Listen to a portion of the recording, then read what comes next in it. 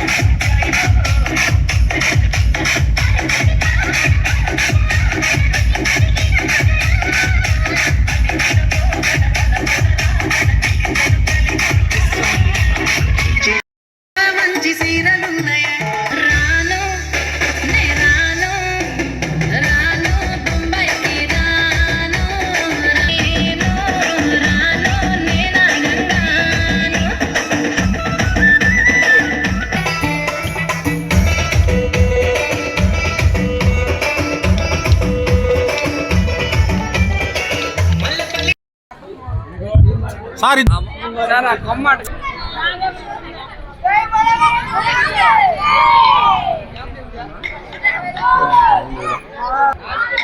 जय बोलो गणेश महाराज के, जय बोलो गणेश महाराज के, जय बोलो गणेश महाराज। నా పేరు శివారెడ్డి, రాజీనగర్.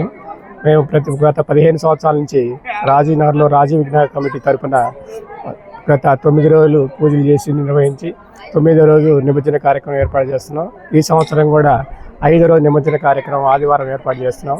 దీనికి అందరికీ మా కమిటీ సభ్యులు అందరూ ప్రజలు ఇక్కడ సహకరించి ఈ కార్యక్రమాన్ని విజయవంతం చేయడానికి సహకరించిన ప్రతి ఒక్కరికి మా కమిటీ ద్వారా ధన్యవాదాలు తెలియజేస్తున్నాం.